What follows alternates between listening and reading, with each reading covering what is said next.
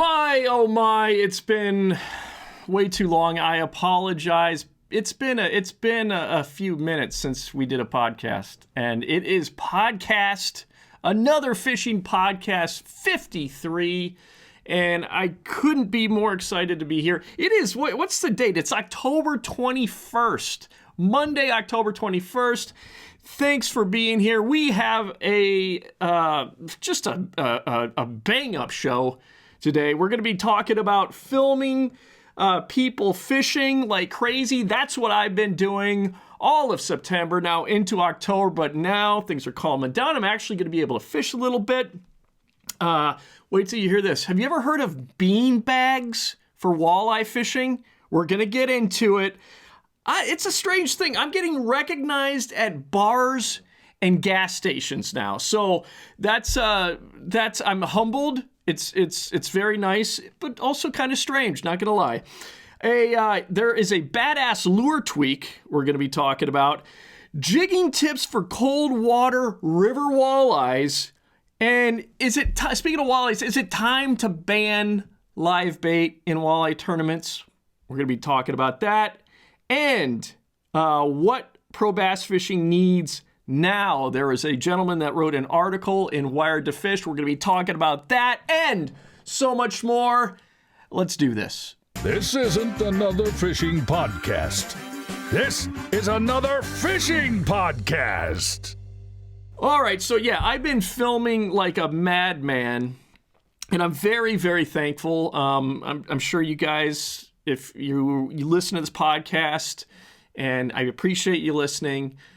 Sometimes it feels like I'm just talking to myself. So if someone does recognize me out on the road, it is really great that people enjoy the podcast.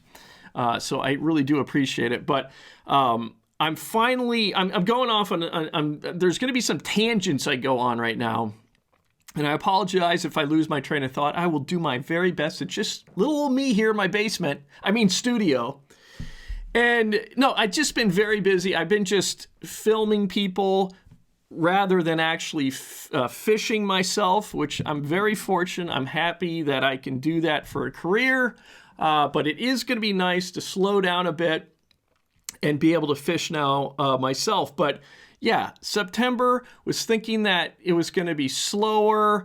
And it turns out that no, I actually got a lot of business that just kind of popped up.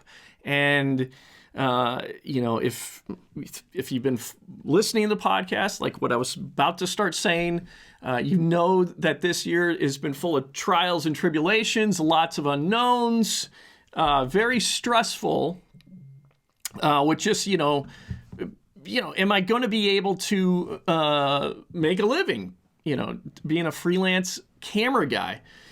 And so it's all worked out. I've been very, very thankful. I've got great clients, and I love what I do. And so I'm super thankful that I've been able to just kind of scrap and scrape and claw and climb and hang in there, and it's working. So I'm filming the subject matter that I love that I love. I mean, there's no better subject matter than what what I cover, and then to be able to come back home after a shoot and talk about it with you guys, I really, really enjoy it. And I apologize if this thing, Angling Uploaded, another fishing podcast, isn't as regular as maybe some people would like, including myself, but we're gonna do it. We're gonna do it. So this thing's gonna be more consistent,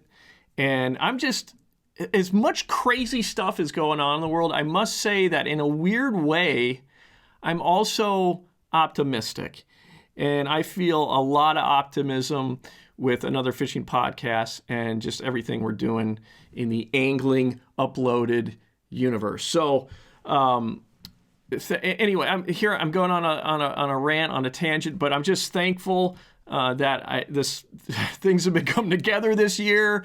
I'm still able to do what I love, and then still able to do podcasts. So been a very, very crazy September. Started with The National Walleye Tour Championship, that was from September 4th through the 6th in Oscoda, Michigan, on Lake Huron. And the interesting thing, which if you didn't know, that's a great lake. It's quite great.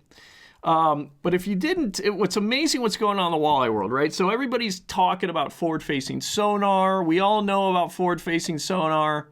It's highly controversial, but highly effective. Everybody's, wound up about it. It's incredible technology. It's just really kind of been it's like dropping a bomb in fishing. It's been so, it's been cataclysmic to people that hate it, and it's just been a blessing to people that love it. But they are doing it like crazy in walleye fishing now. I mean, when I'm filming at bass tournaments, it's just everybody's doing it. And now I wasn't really expecting it. I haven't shot a walleye tournament a little bit, and to see, if it's a little bit different. If it's a river system, it's not as common, but doing these tournaments, I did 2 tournaments, walleye tournaments in October on lakes, on Lake Huron, and it is like what everybody's doing out there. They're just searching, they're scanning, they find, individual fish and they target, make casts. It's very similar to what is happening in bass fishing. So I find that really, really interesting that's happening in the bass fishing world. So the gentleman, and I'm going to totally mess up this gentleman's name. He's well respected, hell of an angler. This is the gentleman that won the Cabela's NWT Championship, the National Walleye Tour. His name is Tom Hunya. I'm sorry. It's so terrible. I should know that. I was there. But anyway, Tom credited the victory to Garmin Live Scope. So want to also credit this picture. This comes from outdoorteamworks.com. And yeah, so Tom credits the victory to Garmin Live Scope. He used crawlers rigged on a 3/8 ounce black jig head. Lots of guys were using live sonar and casting the fish with these Kalin's Google Eye, tungsten.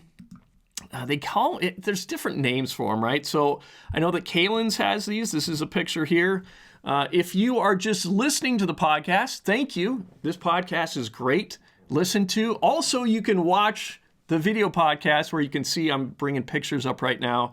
Go to Angling Uploaded on YouTube. I'm also going to be putting stuff now back on Facebook. I mean, I'm going to just start doing it because it sounds like they got their act together a little bit more as far as like monetization. So the idea that, I could make some money on Facebook now, like it's, a better kind of system they have, I better do it because it's fun doing these. It really, really is a lot of fun doing these, but it's even more fun when you get paid for it. So this bait right here, this is a Kalin's Google Eye tungsten search bait. A lot of guys are using these now. They're throwing, they're tipping like a night crawler on that single treble hook. This Kalin's comes with 2 different hooks, long shanked. It's kind of like an Aberdeen hook. The one there on the bottom is a slow death style hook, so that will spin with a crawler on it. And so these are very popular. Guys are using these. Maybe they'll pinch a crawler. I don't think they're using the full crawler on these, but they'll cast this setup out to fish that they see on live scope and target fish that way using live scope. And so another one of these style lures is done by Walleye Nation Creations. Death jigs is what they call them. And so this is just another version of this style of lure, and which are quite popular now in walleye fishing, and that guys are using for live scope, for forward-facing sonar. So they'll see fish on their unit, and a lot of times they're casting these to them. Or what Tom was doing, he was also, yeah, he used crawlers rigged on a 3/8 ounce black jig head.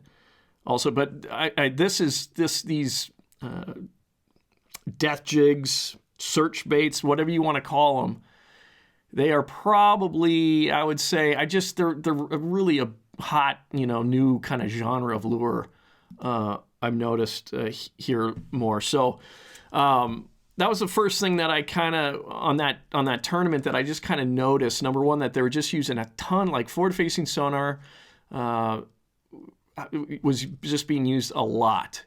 And then also just noticing these death jigs, these search bait kind of lures, also is it's just a trendy lure that's being used now. I also think there's a lot of applications for that particular bait. I think they would work in a river system, just vertical jigged. I could see them working really well, not far from me in Red Wing, Minnesota here, which is Pool 4? Pool 4. I'm not good with numbers. I got one really, really cool thing that happened on this tournament is that I got paired up with an old pal of mine, Keith Cavias, okay? And Keith was doing really, really well. I believe it was the first day he led. So the second day, I went out with Keith, and I've filmed a ton with Keith, and it's one of these working kind of relationships. I mean, I'm friends with Keith, but we've also just worked a ton together. And so you really, like, when you spend that amount of time in a boat with a person, you just get a real sense of who they are. And after this event was over, I even texted Keith, and I told him just how great it was to be in a boat with him again. Right out of college, I got a job with Bass Pro Shops. And at the time, Keith Cavias and Gary Parsons, they were business partners. If you know their story at all, in the 80s and 90s, they were just hammers. I mean, I would read about these guys. I'd read about Cavias and Parsons, Gary Parsons, like an In-Fisherman, and they were big on the professional walleye tour. And I just followed their career, I'm a multi-species guy. So I just loved, I love that these guys were just so good, so competitive. And I love tournaments. And I kind of got more into bass tournaments rather, but I also respected what was going on in the walleye world. And there was really no one bigger than the team of Parsons and Cavias. So when I, right out of college, I got a job with Bass Pro Shops and started working with Keith and Gary. And they were the show that Bass Pro Shops did was called Outdoor World. So Gary and Keith would do northern segments. They're like they were known as the walleye guys, of course, but they also were doing just northern species, like northern pike and muskies and that kind of thing. So I would go on the those kind of shoots with those guys, and that's how I got to know them. And then what happened is it turned into, I then did their first season of The Next Bite. So I shot and edited it, and it's a very long story. I'll go into it at some point, but that was, that's one of my most proud kind of accomplishments, to have been worked on that first season of The Next Bite, their TV show that is still airing today. So it was, working with Keith just brings back a ton of memories, and he's always just been very professional and great to work with. And it was just awesome to be back in a boat with Keith and seeing how he competes, instead of like he's normally wearing the hat of a, on-air personality. To see him basically as a competitor in a tournament, was really, really cool. So I want to credit Robert Cardenas, who is doing a phenomenal job as now the videographer for The Next Bite. He took this shot that I'm showing right now That's me holding on for dear life. And Keith just, dropping the hammer down, going to his first spot. That's the first, the blast off of the morning, heading to the first spot. And Robert Cardenas got a great shot with a drone here, and I want to credit him for that. He's got a great eye. He's doing great work with the next bite. So very, very cool to be in a boat with Keith again. So, so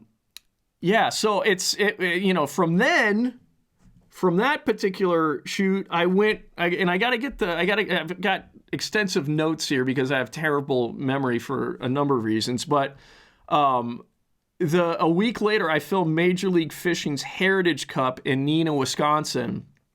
And this was their second team series event. They have 4 altogether. I will be on the 4th one. I can't tell you where it's going to be. But I will be doing another one of these, so I'm very, very excited. And the Heritage Cup, this team series, I had heard from the guys that did the first one that it was really, really cool. I really genuinely thought that this team series, there's something to this. It's different than the team series last year, where you had a team, 3 guys, but they're all in different boats. Now your team is 2 Major League Fishing pros fishing together at the bow of the boat, and you really get to see how. It's a number. Let me bring up some pictures here because it was a blast, I have to tell you. So I spent a lot of the team series working with these 2 guys right here, Kelly Jordan and Keith Poche. It was a lot of fun. These guys are a lot of fun to work with. I've known Kelly for a long, long time. He's been on the podcast. I've worked with Keith not as long, but I've always enjoyed working with Poche. His ability to get to places that no one else can is truly astonishing, I must say. And it's, I'll tell you some stories, but I don't want to forget just, bringing up how much I like the team series. And it's one of those things where you're seeing interaction that you wouldn't see normally. And these guys, for instance, if you watch the live stream, you could see that there were some times where they were, they have very different styles, very different styles. And there were some times when, maybe Kelly's style wasn't exactly gelling with Keith's style and vice versa. And there would sort of be a little bit of tension in the boat, but it was really funny to see guys just iron things out and figure it out. And the reality is most people have fished, most anglers have fished a team style tournament before. In fact, that's a lot of most anglers, they kind of started that way before they got into fishing individual tournaments maybe. So it's a very natural thing. It's a very relatable thing to kind of get into it with your team partner, and kind of be a little frustrated maybe with how they're fishing, or maybe they might lose a fish. They did something boneheaded. And so you see that kind of friction a little bit. Some of these guys have fished together, know each other really well. Some of them haven't, fished together, or if they have, not a lot. And so you see this kind of transition, this kind of period of time where they're kind of getting used to each other's styles. And it's really fun to watch that. That's a 6-day event. So to see that kind of, that evolution until, with these guys, with, Kelly and Keith, I was with them the whole event. So I saw them qualify and make it to the championship. So it was just really, really cool to watch all that, and I think you could see that in the live stream as well. It just wasn't a behind the scenes thing. It's like you're picking up on these guys just kind of getting used to fishing with each other, and it could be a little tense at times. But one of the things, so Keith, the gentleman there on the right is a phenomenal shallow water, skinny water fisherman, getting back into the stuff that no one can get back into. And he's got all kinds of tips and tricks and ways to get boats into places you wouldn't think they could get. And we were in this little kind of canal area. And if you saw the live stream, you would have seen this play out. And it was saying it was kind of vague. There's some gray area where we could go all, whether it was okay to go all the way back. There was a sign, but it was the sign was kind of vague. And Poche, he's like, this canal was kind of getting skinnier and skinnier, and he's like, we can get through that. It was like just a shorter, like kind of a concrete canal, right? But he's like, we can get through that. He's like, everybody's got to stand on the left side of the boat. So we all stood on the left side of the boat. That kicked the right side up, right? So we're listing the boat to the left, and so the right side of the boat starts, pushing up, and we're able to move the boat in past this concrete kind of canal, like kind of barrier, and get through. And I would have never in a million years thought that would be possible. And that's that guy there on the right, Keith Poche. He knew what to do. He knew how to do it. Louisiana anglers, so they know how to get into some seriously shady areas of bodies of water that can potentially be loaded with fish. So I completely understand why someone would go to those lengths. So the Ott Defoe and Andy Montgomery won the event, and these two, I maybe say this too much because there's really no one. Well, for the most part, I mean, the vast majority of people that I work with, I really enjoy working with. There's a few exceptions, but they're rare. Okay, Ott and Andy are two of the best guys that, honest to God, they are wonderful human beings and just really great to be in a boat with. And they won this event. They won the Heritage Cup Team Series event. And I gotta tell you, I couldn't get the video up here of them winning their final, the closing of the tournament. Hey, you guys won, the award ceremony, the champion ceremony, however you'd like to refer to it as. But it was so emotional between these guys, and it was like one of the most, it was a great moment in bass fishing, just to see how these two great fishing buddies, they had a lot of stuff to kind of overcome personally, and they both were moved to tears when they won. And to do it, the way they did it, they're really great friends, and to win it, they really had to. I mean, they busted their butts to make it to the championship, then to pull off the win, and it was just a great, genuine, emotional win. Just period. Whatever you want, like just a win, just one of the great wins in bass fishing, I'd say, just because it was just full of just genuine emotion, and these guys are such great people that you couldn't just, I was just happy that they won because they're such great guys. But I also wanted to bring up, and these pictures are from MajorLeagueFishing.com. I tried to find the video on MajorLeagueFishing.com to play that showed their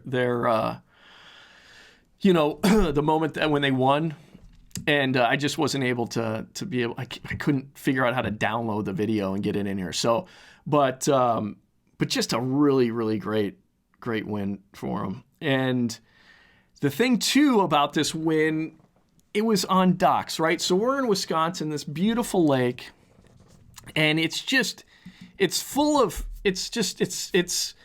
like most lakes and most natural lakes, just most lakes, period, have docks on them, right? This lake was kind of unique from the other lakes that we were fishing in the Neenah area, in that it was super clear and deep, and but it had docks, and it had aquatic vegetation, and it had depth, right? So the anglers, they're being dropped on this fishery, never been on it before. They're kind of wondering, okay, what should we expect here? What's happening here? Is this they put us on a smallmouth fishery now because they're thinking clear and they're thinking deep. And so it's really easy to be an armchair quarterback, right? An armchair fisherman on these things. And just be in the back going, I can't believe, these anglers aren't doing something, or, it's really, really easy to get into that. Okay. And I am the first to tell you that I have not near the talent that these anglers have. Okay. But I will say one thing that I am going to say. What I've noticed, and I've filmed a lot of professional anglers, and I've fished most of my life, okay? Wherever you go, there are going to be bass on docks. I mean, I can almost say 100%. Let's call it 99.7% of the time, you can catch fish. There's going to be bass on docks. It's a perfect cover. You've got, with the poles, you got vertical cover, okay? So you got vertical cover with the poles, the dock poles, what I'm saying? And then you got wonderful horizontal cover, right? It's just amazing, okay? It's just perfect cover. So the bass are super cover oriented, so they're going to be there. And it's always interesting to see how long it takes some people, or sometimes they'll never do it, to just go, you know what? I'm going to go to the docks. It might not be my strength, but I'm going to do it. I'm like, thank you, Lord, because I've rarely seen it not work going to docks anywhere in the country. And this was a perfect case because Ott and Andy won it on docks. And so many guys in that tournament were going offshore thinking it's going to be offshore, it's going to be a smallmouth thing. And I can't remember if Ott and Andy were doing that. If they did try to do the deep thing, it's unlikely because they're not really deep guys. They're shallow water. Shallow water guys for the most part. Andy loves fishing docks. Ott's a river rat. He likes getting up into the skinny water. But they just tore them up on the docks. Heck, you can see this fish right here in this picture. That's like, it looks close to 4 pounds, if not a 4-pounder. So yeah, there were smallmouth in that body of water, but there were great largemouth in shallow. And the other thing too, I see when guys come up, they might be from, the south, and they come up north and they immediately just start thinking, oh, we're up north, there's going to be smallmouth up here. Oh, we're on a clear body of water. Oh, it's going to have smallmouth on it. And that's not the right kind of thinking, in my opinion. Like I've told some of these anglers that, up north, yeah, we've got smallmouth, but nearly every fishery has largemouth in it. Not every fishery has smallmouth in it. They're far less common than largemouth. So to have this mentality that, oh my gosh, it's a clear natural lake, the smallmouth are going to be infested in this place. That's the wrong kind of thinking. I don't blame guys for going, okay, it's clear, it's a deep deal. Let's try the deeper stuff. But man, if that ain't working, it's like I've seen it time and time again. Docks just are absolutely where it's at. It's just, yeah. This is not controversial what I'm saying. I need to wet my whistle here. I got this new cup. You see that? There's actually a bass on it. It's kind of hard to see, but there's I got it this summer.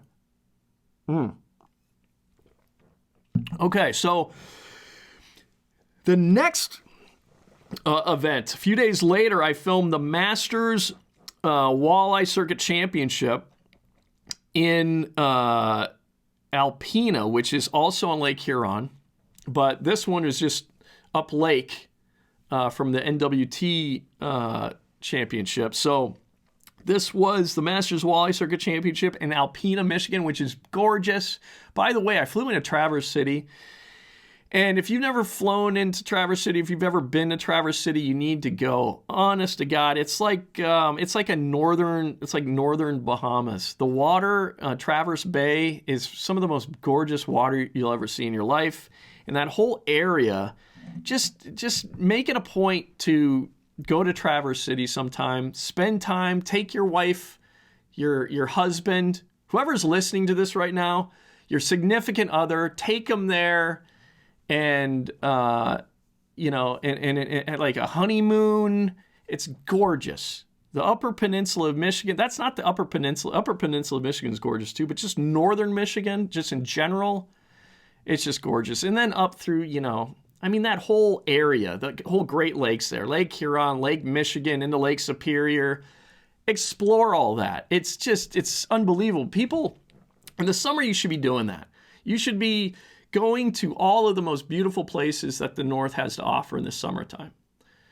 And then when it's too cold to do anything, then then head south. That's my advice. But you really should. I need to get back to let's get on track here. Stay focused, Greg.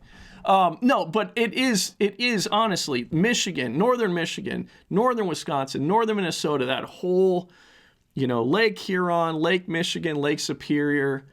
It's just gorgeous. I was, when I flew back from this shoot, it was like incredible visibility, and I could see all of basically like northern Michigan into northern Wisconsin, then kind of Superior, and then eventually I landed in Minneapolis. But I got to see it's just from the air, it's just spectacular, and from the ground, it's obviously beautiful too. But anyway, check it out. I flew into Traverse City, then drove to Alpena. Beautiful forest, beautiful woods, rivers, lakes. You gotta check it out. So, I digress. So the Masters Walleye Circuit Championship was in Alpena, like I said, on Lake Huron again, and it's so. I got to get the right picture up here. One of the hardest things about doing a video podcast is just making sure that with my eyesight, my nearly 50-year-old eyesight, that I actually bring up the correct picture. So here is me. This is the start. I believe this is the start of day one of the Masters Walleye Circuit Championship. And like I said, this was on Lake Huron. And it was... the great thing about this particular event was that the team, so this is a team series event, okay? Team style event. The team that I was with, actually, I didn't have to go very far. And on a Great Lake, you're always nervous that you're going to be in a long boat ride in rough conditions and breaking your back. And thankfully, the team that I filmed, Wayne Butts and Joe Summers, apologize for not, I think it's Summers. Again, I should know this, but I filmed with these guys, filmed the winning team. They were using live sonar just like the NWT anglers. And so this is right as we're going out. That might have been the final morning. I can't remember if it was the final morning or maybe even could have been the first morning. Cannot remember that for sure. But the interesting thing about what's happening, you can see it really well in this picture here. So live sonar is a big thing in the walleye world, like I was saying earlier. And so you can see that they have a live sonar set up on the back of the boat there. You'll see a pole, really long pole, and there's another angler, another boat in front of them that also has a kind of similar setup. So the interesting thing is that they can do both the live sonar thing at the bow and the live sonar thing in the back. So the live sonar, most guys were just running the live sonar, the transducer on the trolling motor at the back, and then using a pole system with a handle, that you can just turn and direct the transducer wherever you want. They were using that kind of system on a pole in the back. So really, really interesting how, sonar, live sonar is being used in the walleye world. So this is coming from masterswalleyscircuit.com. This let's see here. Yeah, this, actually, it's going to be these guys right here who won, who I had the pleasure of sharing a boat with on that event. And again, that is, excuse me, I need to get another sip of water here. Okay, that's Wayne Butts and Joe Summers. And they were using live sonar to cast at walleyes, but had to change things up when heavy winds made boat control difficult. And what was really kind of scary, I felt, for those guys, is that they didn't, I don't think, they're leading, this is the final day, going into the final day, and they're leading by, I think they had a 12-pound lead or something like that. But they didn't have a fish at 10 o'clock. And the winds were, it was a rougher day, and they were really having a hard time using live sonar, really picking off individual fish. They couldn't see them well in the rough conditions. So they kind of had to pull the plug, not kind of. They pulled the plug and just completely changed tactics and started trolling. So they switched to trolling night crawlers and immediately started catching fish. They went to a little bit different area. They were running planer boards, and it's just they started catching them. And I was like, holy crap, because I thought that they were, this was kind of a Hail Mary, that they were going to just try trolling, and no, they got their limit and won the tournament. So happy to have been in the boat with them. Really good dudes, and it was funny. I'm always nervous in situations where I'm on big water, because you never know what's going to hit you out there. The biggest thing is just wind, right? So when you're going on a big body water, it's open, especially the Great Lakes, you're always looking at the wind conditions. How much sustained winds are we going to have? And because that's going to determine, obviously, direction. What direction are they coming out of? All that's going to determine how rough of a day I'm going to have out on the water, how hard my day is going to be. And so on that shoot, on one of the teams that I covered, I'm trying to think here. Am I forgetting anything that I feel like I'm forgetting something about that team that won? Oh gosh, I wish I knew their total. Yeah, I wish I could tell you their total weight. I should. Next time, I'll tell you what their total weight was of the winning team. That's kind of an important thing. I probably should have just covered in this podcast with these tournaments that I covered. But anyway, all right, I'm going to move on to this thing. So while filming this tournament on Lake Huron, I worked with a team that brought to my attention there are such things as bean bags for walleye fishing. So you're asking, well, why would you need a bean bag for fishing, right? Well, you'd need a bean bag for fishing if you're fishing big waters, rough waters, and there is a company, and so this is the first I've ever heard of it.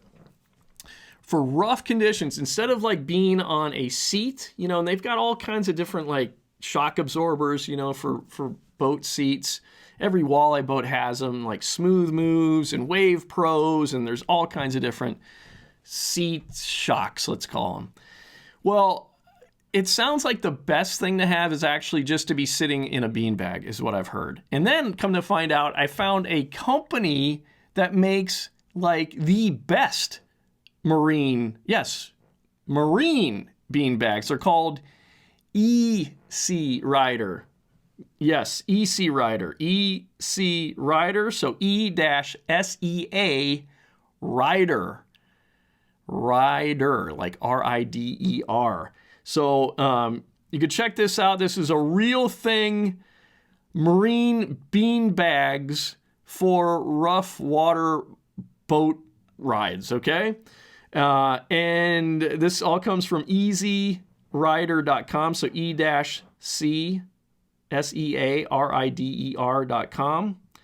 And this is a great option. I never even thought of or heard of this before. So these guys, so Easy Rider Beanbag Company is the best-selling bean bag for boats. Say that fast 5 times. Best-selling bean bag for boats. The Easy Rider Teardrop Marine Bean Bag. So they got a number of different kinds of bean bags, but this is what I'm showing you is the Easy Rider Teardrop Marine Bean Bag. It's the dog days of summer, and there is no better place to be than on the water. So here, this is like their first thing that popped up on their website. And I mean, it's just, I had no idea this is a thing. And so the stitching is really good on these. Like, this is like a premium bean bag for when you're, you know, here's a picture. This is kind of shows you they're, you know, these guys are offshore in a big saltwater boat, got 3 outboards on the back. And these guys look like there's 4 guys and they're all sitting in bean bags, in these marine bean bags, the back of the boat. And it's probably rough out. They might be a little seasick, and the bean bag is providing comfort. Thicker, stronger, better. There's a reason we've been in the marine bag. Let me start over. There's a reason we've been in the marine bean. It's not easy to say this, obviously. There's a reason we've been in the marine bean bag business for over 20 years. Simply put, we're just better. With over 20 years of making marine bean bags, Easy Rider knows what it takes to make the best. Our bags are waterproof, marine-grade vinyl, twice as thick as the other guys, double lock stitched, whatever the hell that means, built to absorb rough seas, impact on your body, and absolutely bulletproof. So I just wanted to share that because I've got in my boat, which I'm so excited that I'm still able to afford the payments. I was a little iffy at the start of this year. I didn't really, it could have went, I'm still paying, it still seem to be making the payments, you know, maybe should be contributing more to my retirement. Making payments on a boat, I'm still able to do it. I'm thinking that I should, if I ever use that in like rougher conditions, heck, instead of having, I can have 4 seats, right, in that thing. So I can have 4 people, actually get more than that, but it's like 4 people, you know, on seats. You know, it might make sense just to, you know, if you have 4 people in a boat, like the 2, you know, and everybody except the driver, obviously, unless, I mean, maybe the driver could use the bean bag and still drive. But it just makes sense. I'm getting the impression that to hell with regular boat seats, go bean bag, baby. That's what I'm thinking. So check it out. Easy Rider, Bean Bag Company, easyrider.com, e-crider.com. All right, I think I covered that pretty well. It's one of those things where it's a simple solution. It's a beanbag, but it's probably the best solution to not break your back in rough boat situations, rough boat driving situations. Again, I don't think you can't drive. I mean, maybe that's what they need to make next. They need to make one where you can actually, an Easy Rider beanbag where you can drive. You can sit in it and drive. All right, so the last shoots that I actually worked on were for, this time of year. So in Minnesota, let me just rant for a little second or two. This time of year in Minnesota, in the fall, you'll have kind of these warm-up periods, right? So in October, middle of October, early October, middle of October, you'll have these warm-up periods. It'll get really cold. Then it'll warm up. And all of these like Japanese beetles come out and box elder bugs. They get excited. They get like reinvigorated. They're at first thinking it got cold. They're first thinking that they're going to have to hibernate. And then it warms up. And then they get wild. Minnesotans, just human Minnesotans get this way also. But you see it especially this time of year with the insects, with the Japanese beetles, which look very much like a ladybug, and then the box elder bugs and even the wasps. So there is a Japanese beetle flying around here it's driving me crazy. So I just want to make you all aware of that. But anyway, I'm moving on. The final shoots that I did up until this podcast were for In-Fisherman. And I got to tell you, In-Fisherman to me growing up was beyond special. I looked so forward to getting their magazine. Their magazine was it was so thick. It was just chock full of best illustrations, the best writing. It just was passion. It was just passionate freshwater fishing distilled into print. And I just love that magazine. And then the In-Fisherman television specials were at first an hour long, and they were just the greatest videography, storytelling, just great stuff. And so that's what I grew up on. That's what got me, I got into fishing, but then I learned of fishing media, and In-Fisherman was at the very top of that. And that it was like fuel on the fire. My passion for fishing, In-Fisherman magazine, and then television, and they also had a radio show. It was all just and there was also state pride involved in it because I was from Minnesota and In-Fisherman was from Minnesota. So I just that company and what they were doing is just very special to me. In fact, it's who I tried to. My first job, I was really trying to do an internship while I was in college. I was really trying to do an internship with In-Fisherman. I really wanted to work for them. And so it's kind of crazy that now, just how everything's kind of turned out, I'm now actually working for them. So it was really special to be able to do these two shoots I did with In-Fisherman. And I just want to talk a little bit about the shoots. And here I am right here. This is Mark Kortz. He is well-known, probably more well-known as a tournament walleye guy, but he really loves to bass fish as well. And we are on the St. Croix River, and just beautiful. Goodness gracious almighty, I feel lucky to live not far from the St. Croix River. And we were doing a fall smallmouth segment with Mark, and also this is Thomas Allen, and it was one of those shoots where, first of all, Mark and Thomas are just fantastic people, and we are everybody in the boat was eaten up with fishing, and we were eaten up with the fall, just how beautiful it was out there. And then we're eaten up with smallmouth fishing, and we're eaten up with how beautiful, the St. Croix River is. So it was one of those shoots. In fact, both of the shoots for In-Fisherman, they tied together. I'll explain here in a second. But it was just, I was also using my gear, So this camera here, that's my camera. And I've shot so much with that camera, and just to be shooting with my own gear again felt good. It's oh yeah. And it's, for me too, it's kind of like when I'm using my own gear, it's like I'm using my own, maybe it's a little bit ridiculous to say this, but as far as I consider what I do to be an art form, and using my own gear, it's kind of like just using my own paintbrushes, my own, everything. It's just I just feel, I feel more, it's a part of my own work, when I'm using my own gear. And I really take good care of my gear. I've really tried to make it, as best as possible, really, rigged it out as best as possible for this style of video production.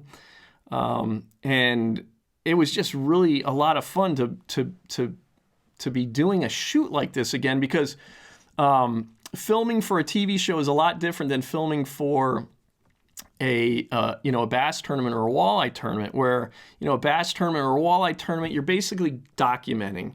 You have to just cover the action as it happens. When you're filming, when you're filming a show, like for In-Fisherman, you're telling a story, and I'm responsible for just making sure I'm telling that story. What is happening on that day of fishing for these anglers. I'm responsible for telling that fishing story, and I really, really enjoy doing that. So it was just a great shoot, beautiful smallmouth, great people to work with, great scenery, and I couldn't have been happier with how it all went. So Thomas Allen is the co-host, and he's co-host of In-Fisherman, and he's also the digital content manager at In-Fisherman. And it's one of those things where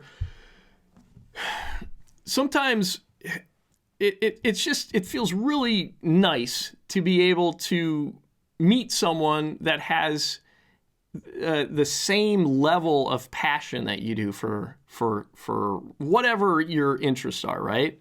When you meet someone like that, you're like, it's just nice that you can just have these conversations that just go on, and that was the case with Thomas. He's super knowledgeable about fishing, and just passionate about it, and he wants things to be done right. And I feel the same way. So it was really, really good to be working with someone like that. I really, really enjoyed it. We really hit it off. And so after that St. Croix River piece, we went to we drove up to Brainerd, and then we did another smallmouth piece, but this is on lakes, right? So lake smallmouth, like the first one was river, second one was lake. So both fall. And going up to Brainerd, so as a kid, I've gone through my whole thing why I love In-Fisherman so much, but going up to Brainerd is like, it's like the holy land, for a freshwater fisherman. It's like, it's hard to kind of explain it, like, especially if you grew up watching In-Fisherman television and reading In-Fisherman magazine. And that Brainerd, they've headquartered there forever. And it's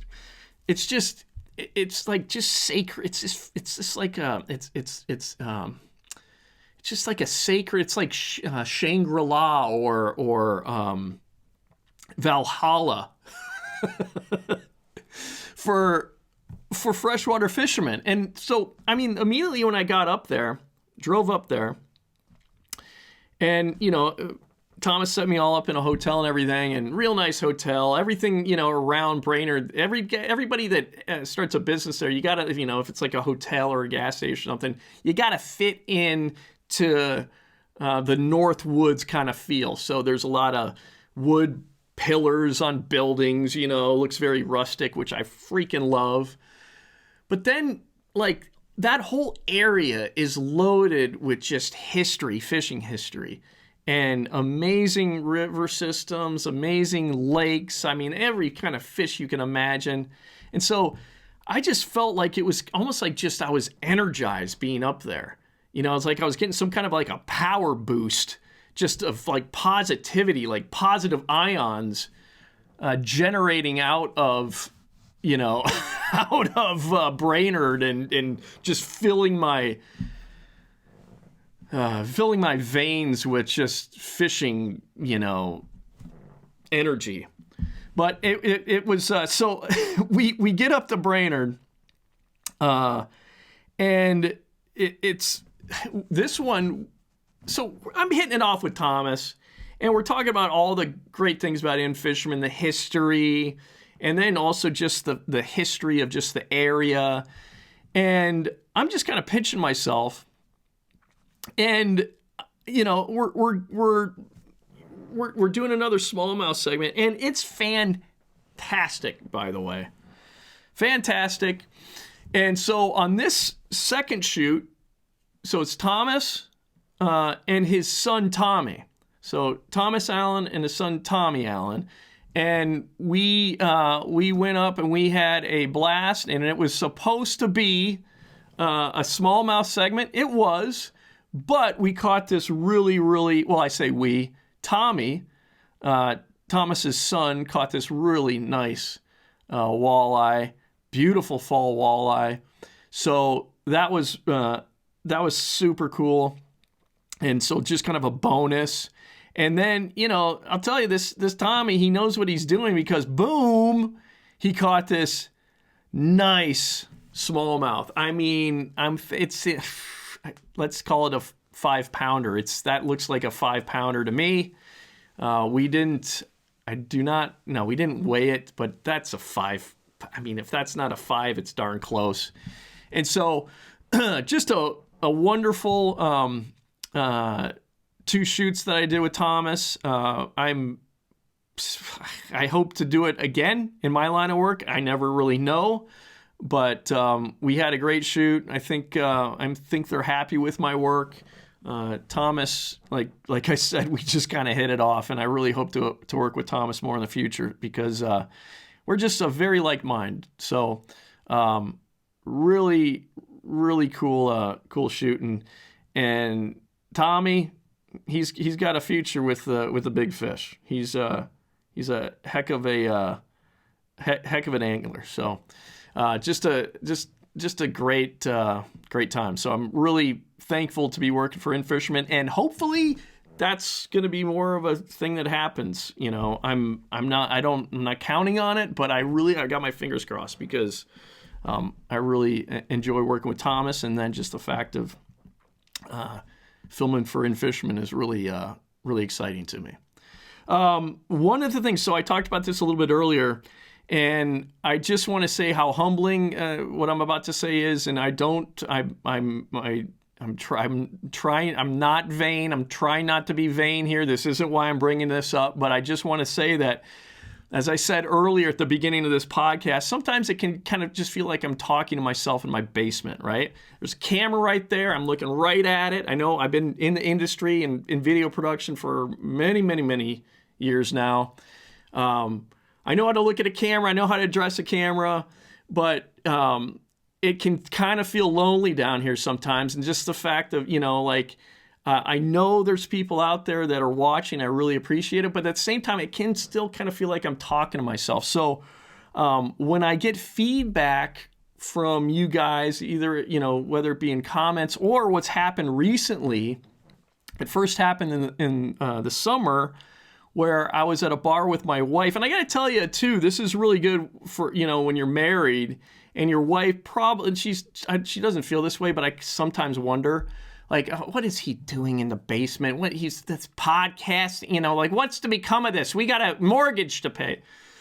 I got to tell you, my wife has never said that, but in the back of my mind, the little demons in my mind make me think that this could be a possibility.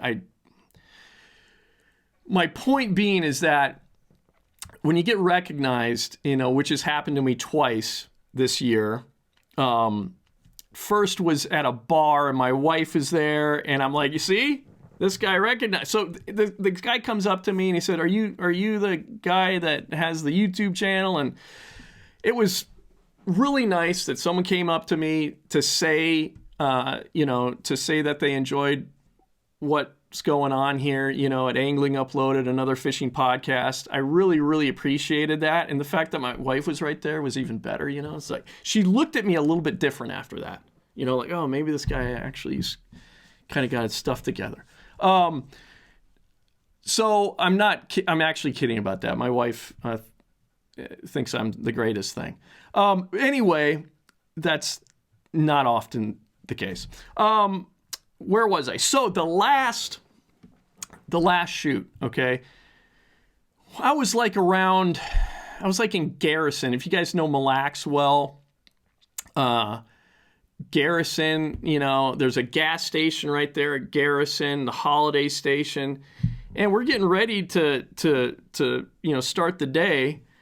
And this guy comes up to me, and if you're listening, I should have asked your name. I'm a real jerk, but the guy comes up to me and he goes, "Are you the guy that has the podcast? You're the guy that has the podcast?" And I'm like, "Yeah, you talk about another fishing podcast?" He goes, "Yeah." And so he's just it was just very nice to hear. It's not about I don't care about attention or fame. None of that appeals to me. What's nice is that I'm hearing from people that enjoy what I'm doing here, what I'm trying to do with the podcast. They find value in it. They're learning from it. There's an entertainment value to it. That's what I enjoy. That's, to me, what's important. It's not, I don't really want attention. If it helps me to pay the bills, that's all I need the attention for. I don't need it. I don't need attention, people looking at me. But with that being said, if you recognize me out, please come up and say something to me, just introduce yourself. And it feels really nice to meet people that enjoy the show, and the podcast, what we're doing at Angling Uploaded. So I just wanted to say that. That's kind of a newer thing that's happened. And sometimes, you do these things and you're kind of like, well, what, it just feels, like I said earlier, it just kind of feels a little lonely. And just to know that there's real people that are actually watching, listening. It's just really nice. And enjoying what you're doing. It's just really nice to get that feedback. So, 2 gentlemen that recognized me this year, thank you, and we're gonna keep on doing it, man. Let's keep rolling. All right. So let's get to some stuff in the fishing world that is kind of brewing. A lot of stuff happening in the fishing world, and I can't believe this is like kind of crazy that I didn't understand that this was going on. This is from Target Walleye, and I should have known about this. I just love lures, and I love tweaking lures. And here is a great tweak that somehow I'm just finding out about now. And this is from Target Walleye. Brett McComas has brought this to our attention.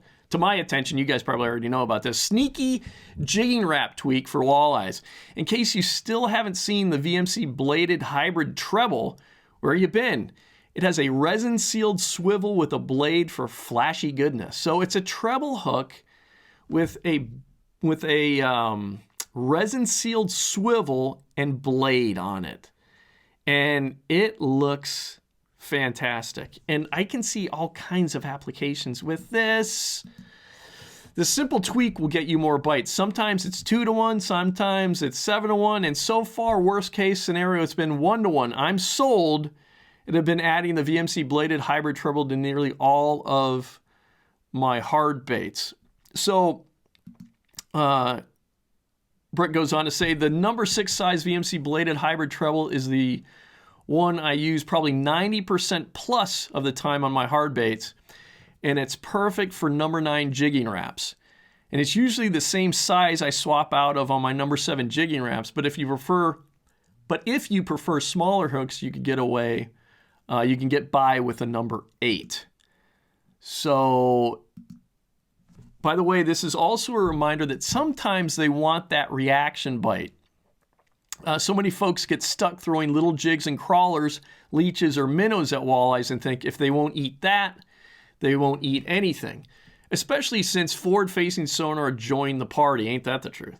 But I have seen many times these last couple seasons where they deny that finessey stuff and then wall up a jigging wrap. Got to read the mood of the fish and rotate through your arsenal. So, absolutely right. One thing that I will say that just in general, I think that these, again, this is me going to be a little bit of the armchair quarterback fisherman guy. There's been situations where I've seen younger guys. That's important, I think, simply because they just might not have the experience yet. Hey, man, I'm approaching 50. I can I can kind of, guys in their 20s, I can kind of give a little bit of, I can critique a little bit, okay? So I'm seeing a lot of guys, they'll have like the jig head minnow deal, see a fish, let's talk bass now, but they'll see a fish and they'll just keep doing the same kind of cadence, trying to, rock that jig head minnow back and forth, and not really change up anything. Not even just with the retrieve, not making something a little bit more erratic, fast, boom, to trigger a fish. Triggering fish is so important. Like, it's when they're negative, there's times where they're just kind of neutral or even negative, where we're just a jerk or a fast retrieve or something, it'll trigger fish, right?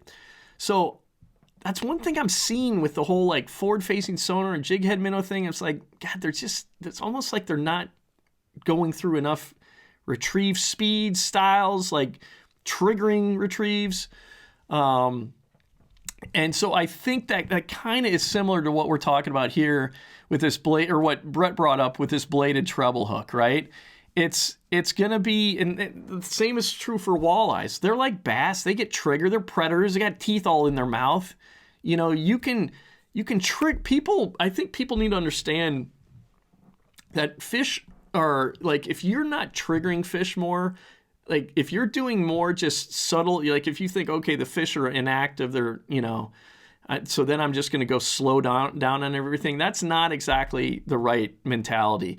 Oftentimes fish, you need to just do a super erratic retrieve action, whatever, a lure that's different, that's more erratic, and you can catch those fish. I've seen it, out in tournament world. I've seen it myself. I've experienced it myself.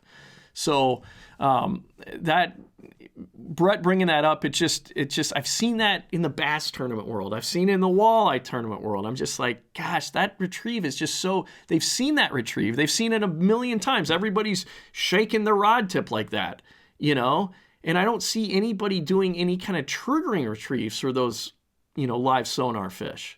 I don't see it enough, at least. I don't know that I've ever really seen it. So anyway, I digress. So here is a video of this bladed treble hook. Mike Iaconelli goes into it really well here. It's a great little added flashy, a goodness on there that I think could really pay off in different applications. We've got a little silver willow blade on a split ring, and that thing is able to rotate 360 degrees, spin naturally. A suspending jerkbait is phenomenal, and the ability to add more flash to that without changing the action becomes so key. That little extra flash in that bait is a triggering mechanism. They see that bait doing the normal side to side, they see it stop and suspend, and then that blade kicks. I mean, that looks pretty good. It's going to affect, crankbaits. It's going to affect basically how that suspending jerkbaits, if it's a suspending jerkbait, it's going to affect how that bait hangs. It's going to make that butt, because that blade is heavier, it's going to make that butt sit down a little bit. But I think it could be, effective for, it could be effective for suspending jerkbaits. I think there's better applications for it, but, let's keep going here. Phenomenal. And the best way I can describe adding this bladed hybrid treble to a crankbait is you combine the appeal of a spinner bait or a bladed jig with that flash to your favorite crankbait. Doesn't affect the action, but as that thing's rooting along, that blade is flashing and rotating. It'll stop, and that blade will kick, taking a bait that's already good and making it better. Yeah, I mean, looks pretty good. Water. From walking baits to poppers to even prop baits like the X prop. I love taking off that feather and now adding a blade. Once again, as I work that, it's extra flash. As this thing pauses and stops, rear facing, all of a sudden that blade flashes and kicks on the paws, is when the magic happens.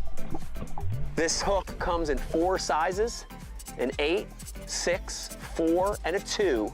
It works in other applications as well. So that's what I wanted to really focus on right here. So the jigging wrap application, Brett McComas, that's really what he was talking about. This is what I'm most interested in, is putting that that bladed treble on that hook, that treble hook of a jigging wrap style bait. Walleye world, they call them glide baits, I guess. But that, like, if you could see it here, that to me, it works in other applications as well, both hard swim baits. Yeah, that to me soft. Is where I'm really going to be using that, like for walleyes when it gets colder, down in like Red Wing river, river walleyes, just even fishing vertically. I think just having that extra flash down there could really, make a difference. So let's just watch that again. As we're getting now into the colder weather months, jigging wraps are going to be just on fire. They're right now, but I think this is a real cool tweak for, jigging wrap style baits. It works in other applications as well, both hard swim baits and soft swim baits, jigging spoons, blade baits, structure spoons, not just for bass, multi-species in freshwater, deep water fishing, shallow water fishing, for ice fishing, even for saltwater fishing. There's no rules. You can modify or change any bait that uses a treble. And the bottom line is that extra flash, that little bit extra vibration, don't you do it. It's a little extra vibration. It's a little extra flash. It's gonna get you more bites and put more fish in the boat.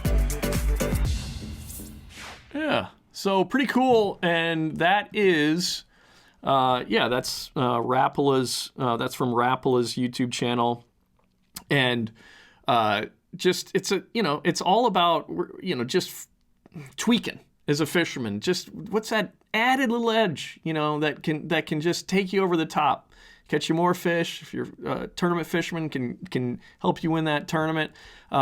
VMC is just making great stuff. Everything is kind of just, A+ that they're doing. The way that has that bearing, so that ball bearing, swivel, so it's gonna, that blade's gonna spin well. It's just everything they're doing is so dialed in. And like Brett McComas was saying, I really think that a glide bait, a jigging wrap style bait with that, that treble having that blade on there is a really good tweak for that style lure. And some of the other baits, I think it could kind of affect that action.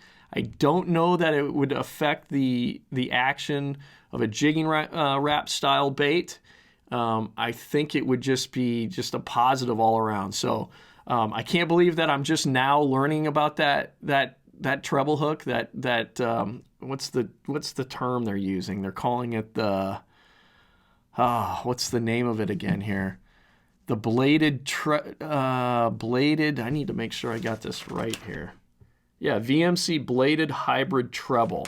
So yeah, VMC is just knocking it out of the park, and the bladed hybrid treble, it's something I'm going to try for river walleyes in this cold water period now on a jigging wrap, that bladed treble on a jigging wrap. It's gonna be good, I think. So, all right. So next thing we're talking about cold water. Moving on. I mean, tis the season. We're now. I mean, it's past the middle of October.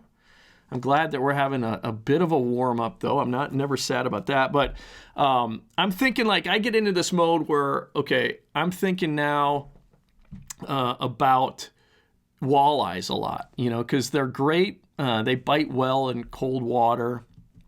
And so I've got a lot of great fisheries near me. So I'm thinking about, okay, I'm getting into that mindset now. And this is also from Target Walleye. This was a gentleman that I've worked with before. And this actually comes from, I learned about this through Target Walleye, but this is from the Next Bites YouTube channel. And this is Jason Securite. I'm butchering last names tonight. Jason Securite. He's got just really good advice on how to fish the jigging cadence. You know, this time of year on rivers, he's fishing the Mississippi River here, but he really brings up an interesting aspect of jigging in cold weather, cold water on river systems that I've not heard of before, and I'm going to start doing this. I'd be interested to hear what you guys have to say about it. Comments. Everybody says this on YouTube. Make sure that you put your comments down. That's not exactly how but you know what I'm trying to say. I want to hear what you guys think of this because I have never heard of this before. And you'll understand here once I, I figure out what video I need to show here. But it's, oh my goodness.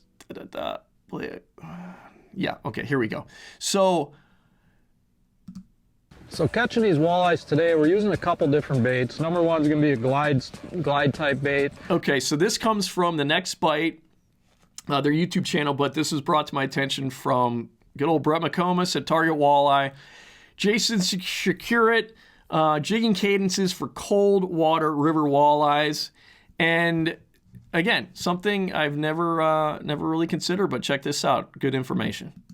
And number two is going to be a blade bait like this. So let me start it over. I kind of cut them off there. Here we go. So catching these walleyes today, we're using a couple different baits. Number one is going to be a glide type bait. And number two is going to be a blade bait like this. This is a 1/2 ounce version. But more importantly, it's not really about what you're using, it's how you're using it. So I want to talk a little bit about the cadence you use to jig in a river system, especially when you have current that you're always dealing with. So the first thing I like to do a lot is check the water clarity. You know, we're out here in October, the water's a little bit cleaner than it is, say, in the summertime, but I want to drop a lure in the water and check visibility. So let's just say visibility is a foot. What I want to do then is when I cast out to my area that I think the fish are in, I let the lure go to the bottom. And what I want to do is keep that lure generally within a foot, because that's their sight line. That's what they can see.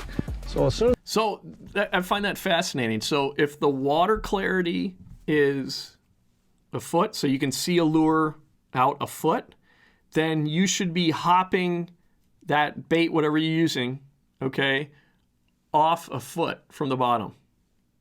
I've never heard of that. When I've jigged on the Mississippi River, I'm typically just doing like 6-inch pops, or a lot of times he kind of goes into this here in a second. But when you're just straight down, you can just find the bottom and reel up like 6 inches and just hold it. But I've never heard like you should keep the presentation, the distance from the bottom. The distance from the bottom should be how far you can see the lure, because of the water clarity. That's totally new to me.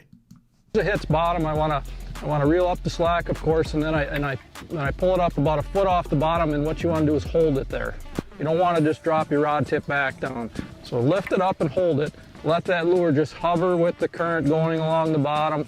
As soon as it hits bottom again, you reel in the slack and you lift it back up and you hold it. Letting that bait hover within the foot of the bottom, within their eyesight, within the strike zone. That's the number one thing I learned when I started fishing the Mississippi rivers. Let that bait hover.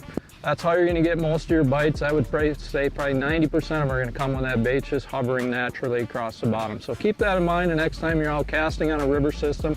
And it don't matter if you're on the big Mississippi like we are now or on a smaller river. Rivers are rivers, they always have current, so use that cadence, and it's definitely going to help you catch more fish.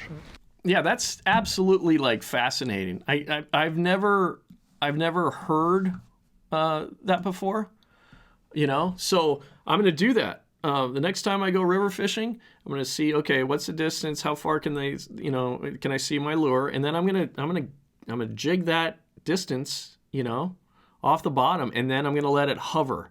So that the hovering, I've seen this too, just you don't even have to impart any kind of action a lot of times. You just let that bait sit and boom, and you know, you just got to determine what the fish are wanting, but it's crazy in super cold water. You know, just not even letting that lure kind of just do whatever the current's doing down there, moving the lure itself, the current, letting the current move the bait. a lot of times is all that's necessary. It's really, really fascinating, but let's watch it one more time. So catching these walleyes today, we're using a couple different baits. Number one is going to be a glide type bait.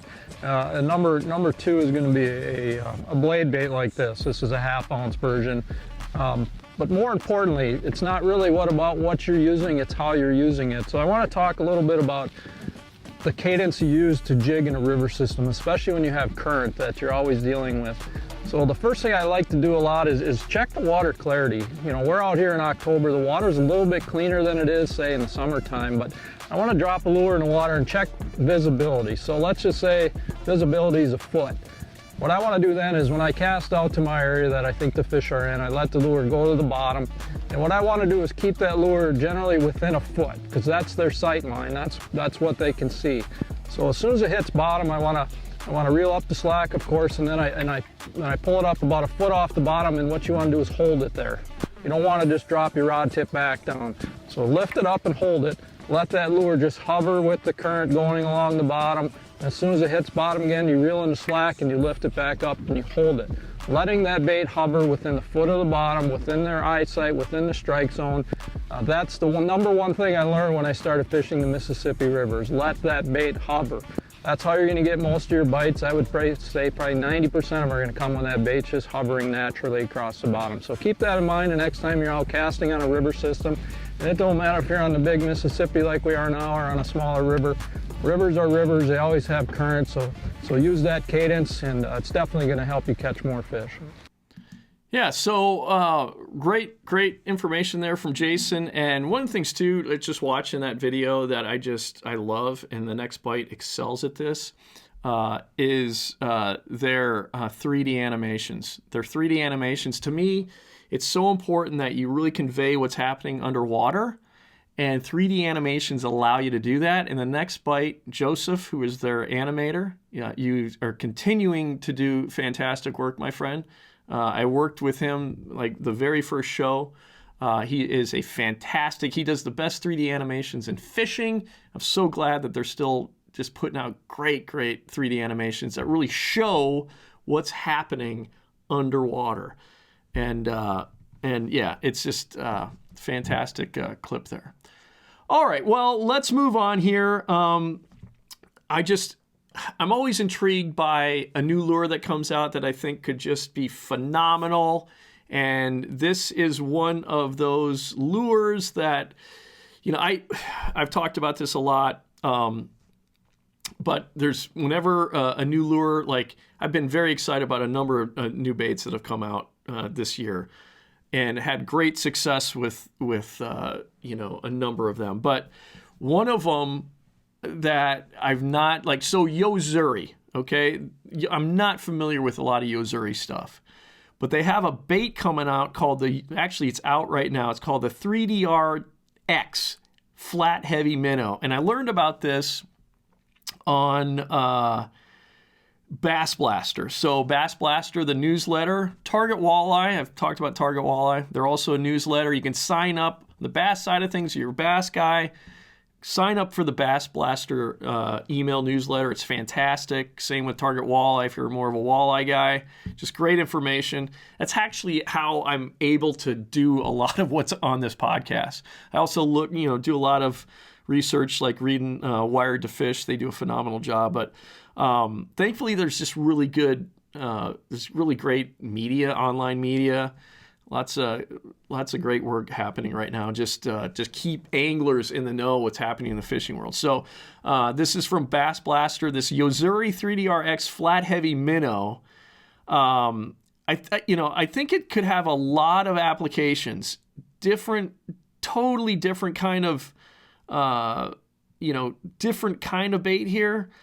And you'll see why here in a second. This comes from the Yo-Zuri YouTube channel. Those are all fish. Probably, 20 fish probably just follow that thing in. We got something for them though. A little Yo-Zuri 3DRX Flat Heavy Minnow. Kind of a jerk bait, kind of like a twitch bait. Just something really, and there's one right there. So this bait, first cast. This bait sinks. It's a jerk bait. It is a brand new bait, and honestly, probably one of my first casts with it too, and that's a fish. So I have a lot of high hopes for that for this bait. I'm gonna win a lot of money on that thing. Yeah, this bait looks like a jerk bait, but it sinks and it does something while it's sinking. Yo-Zuri's got a hot new freshwater bait that we're introducing for ICAST 2024 called the 3D RX Flat Heavy Minnow. And it's just like the name says, it's a flat-sided, thin bait with a fast sinking action. But what's really cool is the way it falls on the sink. It has a dying bait fish, hard shimmy falling action. On the fall, it falls very quickly, so you can fish it almost vertically. That is cool. That is such a neat bait. Yeah, I think you can cast and retrieve it, you can rip it and let it stop and drop, or you can fish it almost straight vertical. You know, we did that, we're pulling peacock bass off of beds. It's also been great for smallmouth and largemouth on front-facing sonar. Lots of it's also a applications. great trout bait for fast-moving water. It's made to run true in very heavy current. So if you're looking for a bait to stay down in your fast-moving rivers, whether it be for smallmouth, walleye, or trout, the 3D RX Flat Heavy Minnow is the bait for you. This bait comes in 3 sizes, starting at 1 5/8, then a 2 3/8, and then a 3 1/8. So we got a size range to cover everything from real light tackle, finesse, trout fishing, panfish fishing. You can even use that 3D RX larger size from some saltwater light tackle applications as well. This bait, like all the other baits in the 3D RX series, will be a $7.99 MSRP and features our patented 3D prism scaled internal finish that never wears off no matter how many fish you catch. Comes with great black nickel round bend hooks. High quality bait overall, under an $8 price point. 3D RX Flat Heavy Minnow. Check it out. There's a lot of different applications for it, and you're going to catch a lot of different fish on it.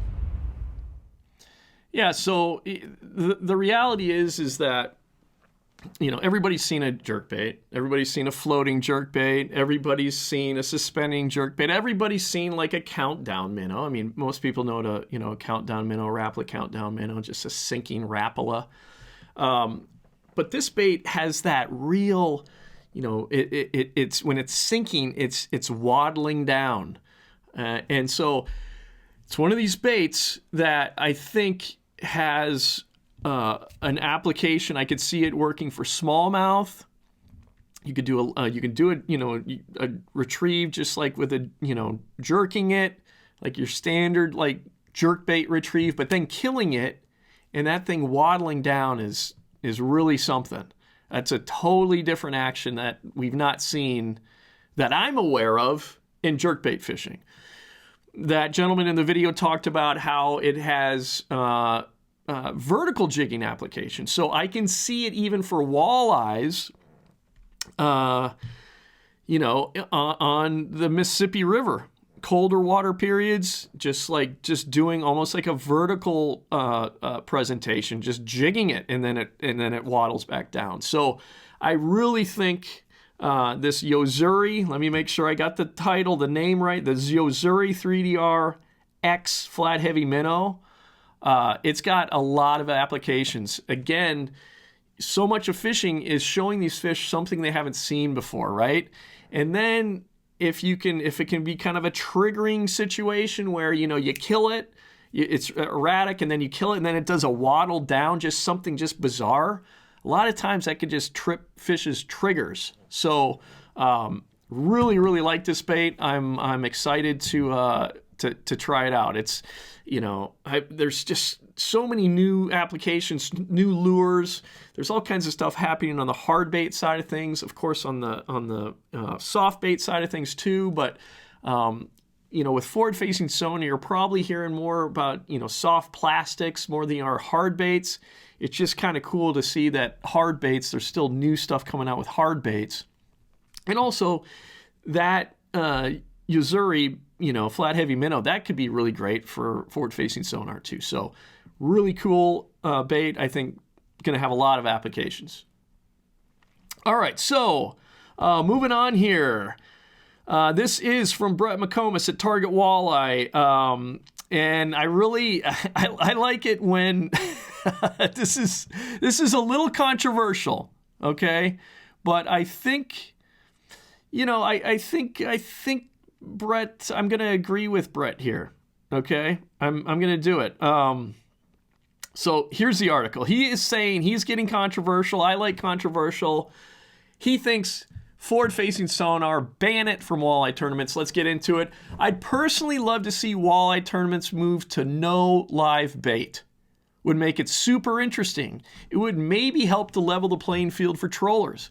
It would would force the forward-facing sonar crowd to really dial in their program to trick the fish into biting, cycling through multiple presentations and nuances versus dunking a jig, night crawler, or slip bobber leech in front of their face. Of course, there's still plenty of times it can still be super difficult to get bit with live bait, even when scoping. But man, artificials only would amplify that. It would make it exponentially more challenging for the scopers, and I really think we could learn a ton by forcing that crowd to figure out the best possible way to trigger a walleye into biting the fake stuff by playing with different weights, colors, speed, cadence, profile, etc. Totally right. I couldn't agree more. I think you're spot on, Brett. You're spot on. And I was recently, I'm not going to say any names, but I was recently talking to a walleye tournament angler, tournament walleye angler. Is that how I should say it? Yes. Who thought yes, no live bait anymore. So walleye fishing, I've always kind of thought, okay, you're kind of, I'm not saying that it's not sporting to use live bait. Okay. Maybe I am. It's not as sporting to use live bait as it is, it's much more sporting to use artificials than live bait. I'm sorry. That's just, I believe how it is. And so if you're doing a competition, if you're calling walleye fishing a sport, if you're calling the competitors athletes, which I think is still the most ridiculous thing ever. I've said this numerous times, but I seem to be losing that battle. But my point being is that you're calling competitive, if we're saying competitive fishing is a sport, we need to make it as sporting as possible, and live bait just isn't as sporting, okay, as using artificials. So I also think that it's going to add more innovation. It would add more innovation to walleye fishing. I think it would raise it up. I think it would just be better for sponsors, that you're not using live bait, that you're using lures. You're trying to, like what Brett said, you're trying to use all kinds of different little strange soft plastics to get on a bite, and there's going to be new hard baits developed, and there's going to be a ton of just more, I would say more innovation in walleye fishing, and I think it needs it. I think walleye fishing is it's always kind of taken a backseat to bass fishing just because there's more people doing bass fishing. But I just think for the sport, just like Brett McComas, we're in 100% agreement. Ditch the live bait, go full artificials for tournament fishing, walleye tournament fishing. I think it would raise the sport of walleye fishing up. You'd have more companies, getting into making artificials walleye, walleye artificials. You would get better soft baits. I just think it would be better for the fishing industry, the walleye fishing industry, if we ditch the live bait. And especially in river systems, I am not going to sit here and act like I'm the greatest walleye fisherman. I am far from it. But it seems like in river systems, and honestly, would not surprise me if this is the case in a lot of, just bodies of water, walleye bodies of water in general. But I've seen it for sure in river systems where, live bait actually slows you down. You catch more fish using artificials. So I think live bait's sort of a crutch, and I think guys would actually be surprised at how well they could catch fish on artificials, especially if those artificials get super dialed in with time. So yeah, Brett, I agree with you. All right, so let's see here. Yeah, so this is something this is something that has worried me as a guy that films a ton of bass tournaments. And I've known before I even got into, bass fishing, that what can happen is if you got a big outboard, all the bass boats have big outboards now. Okay, I mean, let's be honest. They're like 200 plus big outboards, go super fast. And what has happened before, this is something that can happen with a big outboard, particularly a big outboard because you're going super fast and that board's big, is that you hit something, that thing can get jacked up and fly into your boat and potentially kill you. And a lot of times, when I'm filming, I'm right in the center. If we're ripping down a lake and I'm right in the center seat. And I'd be the first to be taken out by the outboard, okay, if we hit anything. So there's a product that has come out called the leash. And I've seen some guys running these, and I'm like, yes, I feel good to be in this boat because this guy has the leash on his outboard. But let me just show you what this is and what happened here recently at an Elite Series event, Bass Elite Series event. Just need to make sure I bring up the right picture here. All right, so this is from Precision Sonar that makes this leash product. This comes from Instagram, okay? The Precision Sonar's Instagram. First off, we're very thankful to hear that Wes Logan Fishing was okay and not harmed following his accident on Lake Champlain. For those who aren't aware, Wes was involved in a boating accident on Saturday while fishing the Bass Nation Elite Series on Lake Champlain. And it is believed that his motor struck part of a dock that broke loose during the storms that occurred on Friday. I know I wouldn't be standing here right now if it wasn't for your product. So thank you. I hope it opens everyone's eyes to invest in the leash because it's 100% worth it.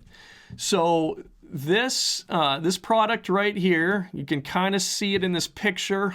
Here is the outboard that is busted off the transom, and the only reason it stayed connected to his boat and not in the middle of the boat is because he has this red, you could see it, this red kind of, it looks like a bungee strap, but it doesn't flex like a bungee. It just holds that outboard to your boat, to the transom in case you hit something in the boat and the motor wants to flip back into the boat. So that saved that angler's life. This product called the leash, and boy, I'd like to see it on every bass boat because, quite frankly, my job is dangerous enough, and I could go into all the dangers. This being really kind of at the forefront of my mind a lot when I do these gigs. So yeah, I'd love to see every boat have this, but this goes more into it right here. Do we all need the leash? If you never heard of it, it's a $300 device that's made to keep your outboard from flipping up into the boat if you happen to hit a log, stump, or other underwater obstruction when you're running at speed. Think it can't happen? Well, it does every year. I'm not going to share those painful stories here, but a quick Google search will show you. Anyhow, the leash sold by Precision Sonar was invented to stop this, or hopefully stop this exact thing from happening. 95% of the accidents that's out there, you hit something under the water, whether that be a rock or a stump or whatever, it throws the outboard motor up into the boat. We're going into the fall time of year, the fall drawdown. A lot of lakes across the country are going to be seeing those lower lake levels, and this is one of those products. It's a one-time insurance policy is the way I see it. It's a seatbelt for your outboard motor. It's one of those products that I believe should come standard on every single bass boat out there. Yeah, I am in the same camp there. I think that every bass boat should have it. It freaks me out. I think it should be just standard on the tournament trails. You have it's just for the safety of everybody involved, the anglers and the boat officials and the camera crew. I think we have the technology, and it's just something that has made me a little worried at times, just blasting through shallow, flats, and these boats just nowadays are very, very fast, and these guys are very, very competitive. So I think a product like this is fantastic, and I would encourage the industry to just make these mandatory.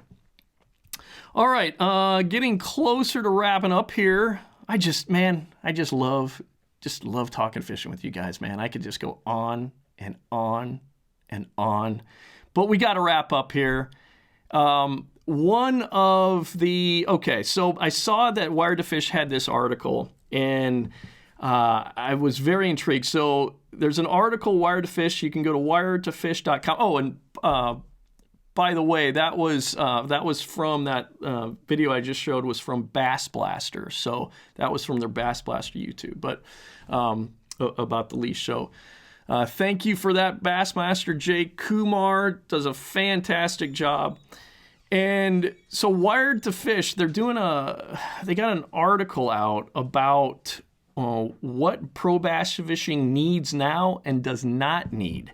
And so I just wanted to run through this real quick. Because of the situation I'm in, I've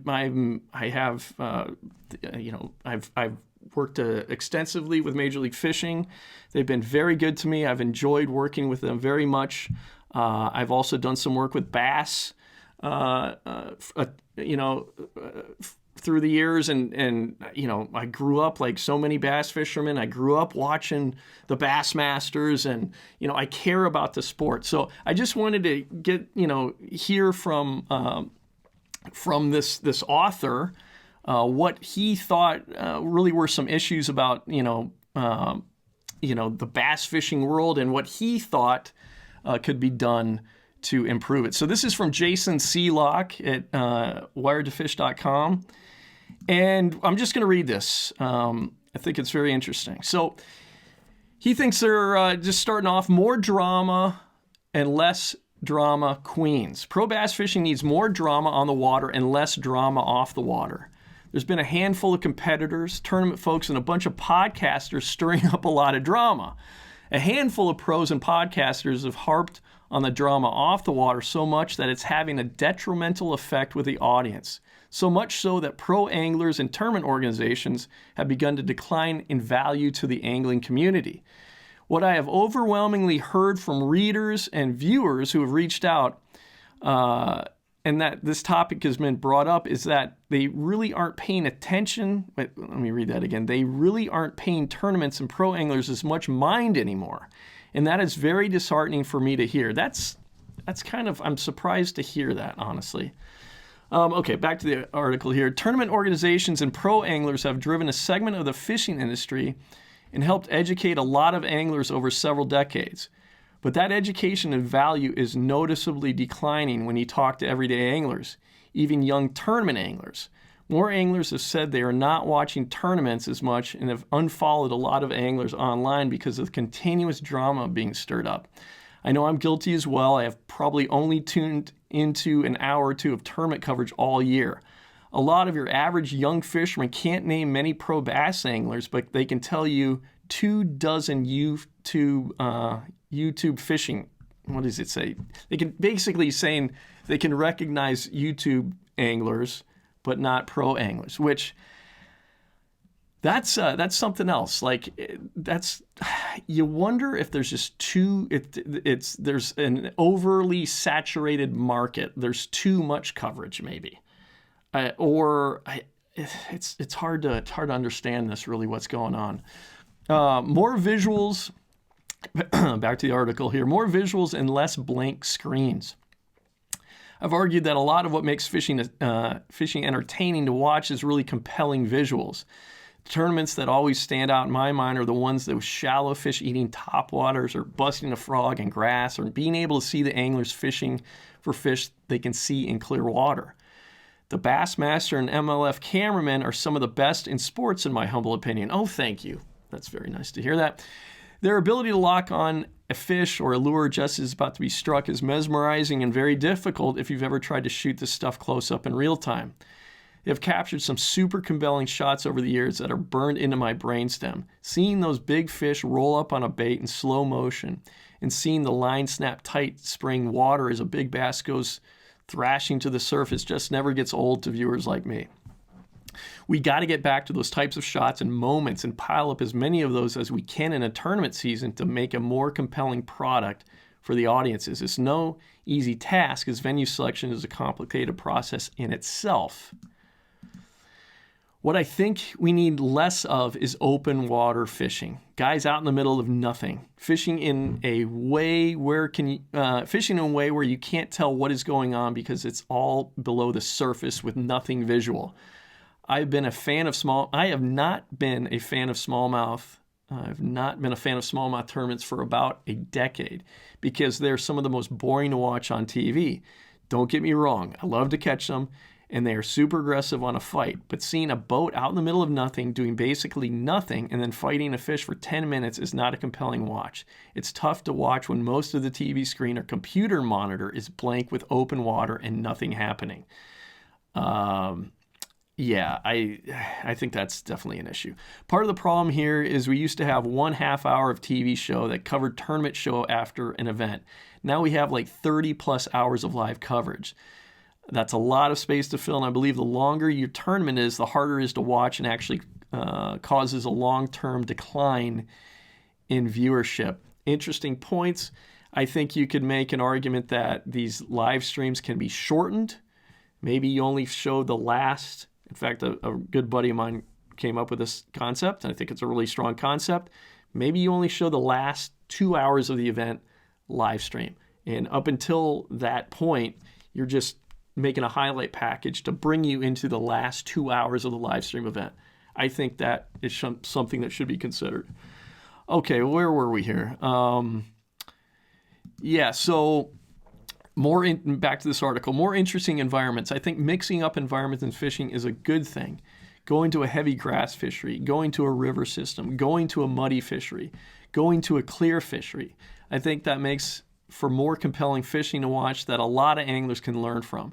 Going to 4 offshore events that all look the same is not interesting or compelling. I couldn't agree more. When in golf, you don't go to the same boring golf course. And each golf course has history to it. They really make it a special place. Got to do that more in fishing, I think. Okay, so that's problematic for viewership. I like that some new venues are popping up. I think we can even sacrifice some huge weights for more interesting locations. Fishing in a cypress swamp may not have as big a weights, but many of the catches will be more memorable to the viewers. Places that offer a lot of different views can make for a more enjoyable watch for everyday anglers. Absolutely right. This is fishing. It's outside. We need, in my opinion, it's a much prettier place than an arena or a basketball court or a golf course. You have a beautiful backdrop. We need to be taking advantage of that, making sure we're covering that well. Simple rule sets with even governing. One of the big gripes among anglers has been understanding the rules and how these rules are enforced. There seems to be a lot of rule changes from year to year, and a lot of seemingly similar infractions seem to be enforced differently. While the viewer is not privy to everything that went on in most cases, the simple eye test often makes the conspiracy theorists go nuts. My big fear for 2025 is that there are a lot of new rules and a lot of rule changes daily on some of the circuits. My gut tells me this will lead to a lot more infractions and needs to enforce infractions. The consistency of all of it, let me try that again. The consistency of it all is what should be focused on here. A competition that is hard for the angler to understand will be even more difficult for the audience to follow and will create a lot of outlandish and wild theories about why things were done a certain way. Being consistent in the rules will help, as well as how those rules are enforced. While I often see the rules published out there, you don't always know the punishment for the violation ahead of time. Not that I think guys are playing the odds and intentionally breaking rules. I do think, however, pro anglers have forever pushed the limits on rules to try to gain an advantage others might miss. So if you're constantly changing the rules, enforcing them haphazardly, and anglers are always pushing into their limits, there will be more chaos than consistency. What most people want when they watch any sport is fair and equitable competition. Penalties are assessed for violations, and the competition is kept level and moving forward. My hope is we see more level, equitable competition at all levels of bass fishing tournaments. I couldn't agree more with that statement. Teams, individuals. One thing I think has been overlooked in pro bass fishing tournaments is the team concept. I think MLF's team series this year was very compelling. I agree. I wasn't a fan of the 3 guys in the 3 boats competition, but 2 anglers in the same boat playing off each other, going back and forth, cutting up, having fun as 2 fishing buddies competing together made for a very compelling watch. Agreed. I actually think they're onto something. Personally, if I was a pro angler and you had to watch me fish by myself all day, it would be horrible for the viewer. I'm a quiet, mild-mannered guy by myself, but I like to cut up with a friend in the boat. I think you'll create a lot more enjoyable tournaments to watch with 2 guys fishing as a team in a boat. Frankly, that is the most relatable fishing to your tournament fishing audience. High school anglers, college anglers, and weekend open jackpot tournaments are all team tournaments. When you get to the pro level, then you get to the pro level and it's individual. So I think having pro level team tournaments would be awesome. I agree with this. I wasn't thinking I would agree with this, but after shooting the second team series, I agree with this. Better yet, have sponsors of the team. So a sponsor that pays for that team to compete, you can, let me start this again. Better yet, have sponsors of the teams. So a sponsor that pays for that team to compete. You have 2 good pro anglers in a boat working together, making compelling video and being supported by teams who have a stake in the outcomes. Irwin Jacobs had a vision of having fishing teams. I didn't know that. That is news to me. But I think a better model would be maybe 25 teams sponsored by 25 corporate backers and 50 guys competing. Take the pressure off the anglers to make a check. Makes more interesting television by having 2 guys interacting with each other instead of 1 guy fishing and having to awkwardly fill dead airspace with internal dialogue. Get the sponsors feeling like they are part of the competitions, having team events outside of the tournaments. I personally feel like the team concept has legs if done right. You'd still have your favorite individuals, but you'd start to have favorite teams because of brands or because of how good those 2 anglers fish together and how fun it is to watch them. And let's see here.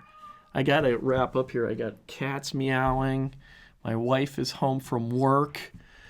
Okay, trying new things. I certainly don't claim... Okay, so this is the wrap-up here. This is the concluding 2 paragraphs here. Trying new things. I certainly don't claim to have all the answers. And I sure don't envy tournament organizations trying to figure out how to make a good watchable product with so many personalities, variables, difficulties in securing venues, and more. Meanwhile, they're also trying to do right by the anglers and sponsors and putting together venue schedules with communities with who can help facilitate pro events, while many of the angler competitors are kicking them in the teeth every day online. Pro bass fishing is fairly complex largely due to the fact you have to appease so many different people. You can't get 5 anglers to agree on anything, much less pat you on the back for your attempts to do the right thing. But I think the organizations are making strides to improve the product and try new things to figure out tournaments that make the most sense to the competitors and the viewers while also serving the people who support them. There will always be a small nucleus of the angling community that will watch tournaments regardless of the product, but we need to cater to the masses of pro anglers and viewers as much as possible. So I agree with a lot of that article. I think there's a lot of good information there. Talking about, like, there's, you have to appease a lot of people, and no 5 anglers agree on anything. That's, I think, I'm not going to talk about it. I got to wrap this podcast up, but at some point we're going to talk about this. I think that's part of the issue in pro bass fishing right now. I think there's too many cooks. There's too many cooks in the kitchen, man. Everybody has an opinion, and the reality is, a lot of those guys shouldn't have an opinion.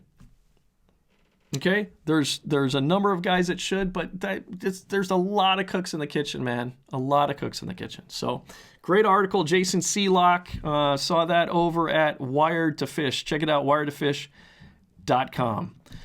And moving on here. Okay, so upcoming events. So we are getting close to ice fishing season, and coming up in my neck of the woods. I know we got a lot of listeners, viewers here from Minnesota, so I wanted to bring this to your attention. The North Metro Ice Show is coming up at the Adrenaline Sports Center. I'll tell you where here shortly. October 26th and 27th. And Saturday, October 26th is open from 9 a.m. to 4 p.m. Sunday, October 27th, 9 a.m. to 2 p.m. And where is it? What can you expect here? What do you have to pay? $10 for people ages 16 to 54, $7 for people ages 5 to 15, 55, and active retired military. Children under 5, lucky you, you're free. And location is at the Adrenaline Sports Center. It's at 8310 147th Lane, Ramsey, Minnesota, 553037. I think there's one too many numbers in there in the zip, but yeah, Adrenaline Sports Center, 8310 147th Lane, Ramsey, Minnesota. Check it out. It is it's called the North Metro Ice Show. So, yeah, to make sure you check that out. So I might be there this weekend. Also, this is coming up. So what is happening on the Angling Uploaded, okay? On the our YouTube channel, Angling Uploaded. Check it out. Go to Angling Uploaded on YouTube to see our fishing videos. So this week's episode schedule, I'm going to try to do this more consistently. I want to just kind of, basically the idea, I've said this before in previous podcasts, but I want to kind of do the podcast first on Mondays and then fishing videos throughout the week. So Wednesday, October 23rd at 5 p.m. Central Standard Time, we will be fishing for summertime walleyes on a small river. Not going to tell you where. Specifically targeting wood for walleyes, okay? So I'm with a good buddy of mine, Wayne Nelson, neighbor, fantastic walleye fisherman. Went to a small river. I'm finally getting to this video. I want to get this out sooner, but hey, it's better late than never. And had a great time with Wayne targeting walleyes on a small river and specifically trying to catch them out of wood. And then what we're going to do after that for Friday, we're going to be another video. Oops, I'm bringing up the wrong stuff here. Another video for Friday. It's going to air the 25th at 5 p.m., October 25th at 5 p.m. Central Standard Time. I'm in the Central Time Zone. That's going to be, I haven't even shot this yet, but I'm going to be doing this. I'm going to attempt to go out on the same river and catch walleyes. This time of year, they start relating more to just holes, like wintering holes. And on this river, it can be just fantastic walleye fishing. So I'm going to go out in my kayak, and so you're going to see on the same river a summer thing on Wednesday, and then on Friday it's going to be current situation, fall fishing for walleye. So check that out. And how to find us. So if you're just listening to the podcast here, you can check out Angling Uploaded. That's kind of the bigger umbrella that covers everything, including another fishing show, another fishing podcast. Go to Angling Uploaded on YouTube, Facebook, Rumble, which is like this more free speech YouTube. It's a YouTube alternative. Big fan. Also, Instagram, just type in, search Angling Uploaded. You can find us there. And then if you're just watching this on YouTube or Rumble and you want to listen to the podcast, just type in, first of all, you can watch the podcast, the video podcast on YouTube and Rumble. And I am going to put this on Facebook as well. But you can listen to it on all major podcasting apps. So that's it. Appreciate you guys watching, listening, and we're going to do it again next Monday. So have a great week. Have a fantastic fall, and I will see you soon.